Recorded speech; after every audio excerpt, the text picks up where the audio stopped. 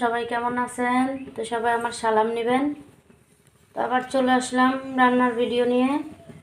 তো এই যে আজকে আমি কি রান্না করব দুপুরবেলা সেটাই আপনাদের সাথে শেয়ার করব। এই যে এখানে আমি মুরগির মাংস নিয়েছি, এই যে আলু কেটে নিয়েছি, মুরগির মাংস আজকে রান্না করব। এই যে এখানে আমি পেঁয়াজ, টমেটো, কাঁচামরিচ সব কেটে নিয়েছি। আর যে এখানে আমি এই যে সবজি কেটে নিয়েছি, মূলা দিয়ে আলু রান্না করব। এই যে এখানে আমি শাক ভাজি করব। তো দেখতে থাকুন আমার রান্নার ভিডিও। এই যে আমি এখানে পাতিলটা বসিয়ে দিলাম। প্রথমে আমি মাংসটা রান্না করব। মাংসের জন্য আমি পাতিল বসাইলাম, তেলটা দিয়ে দিলাম। এখন দিয়ে দিব পেঁয়াজ,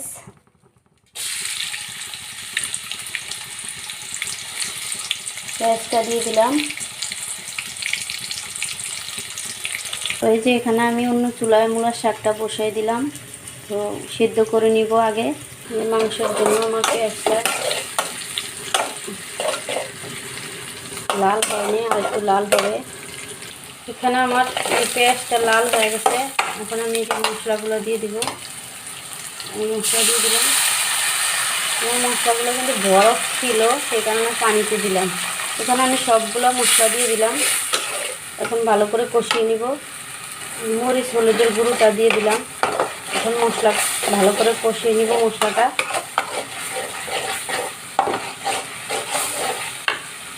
এখানে আমি 2টা তেজপাতা দিয়ে দিলাম চিড়ে। আমার মশলাটা কষানো শেষ। এখন আমি মাংসগুলো দিয়ে দিব। এই যে মাংস দিয়ে দিলাম। এখানে আমি মাংস আলু তো একসাথে দিয়ে দিলাম।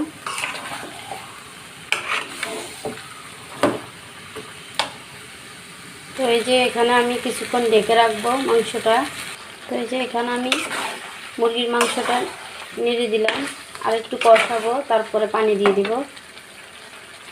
মাংস যত বেশি কষাবেন তত বেশি মজা লাগে। বেশি করে কষিয়ে নিলে বেশি মজা হয় মাংসটা। এখানে আমি শাক ভাজির জন্য এই যে তেল দিয়ে দিলাম। এই যে পেঁয়াজটা, কাঁচামরিচটা, রসুন কুচি এগুলো দিয়ে দিলাম। এখানে আমার শাক ভাজির জন্য পেঁয়াজটা কিন্তু লাল হয়ে গেছে। এখন আমি শাকটা দিয়ে দিব। এই যে শাকটা দিয়ে দিলাম।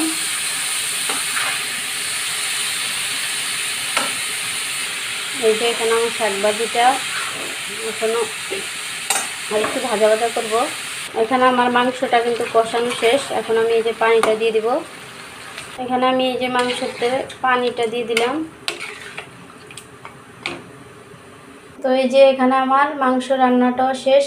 আমি এই যে মাংসটা নামিয়ে নিলাম। এই যে এখানে আমার শাক ভাজিটাও করা শেষ, এটাও আমি নামিয়ে নিলাম। তো আমার ভিডিও এই পর্যন্তই। আপনাদের কাছে যদি আমার ভিডিও ভালো লাগে থাকে প্লিজ লাইক কমেন্ট শেয়ার করবেন। আর সবাই ভালো থাকবেন, সুস্থ থাকবেন। আল্লাহ হাফেজ।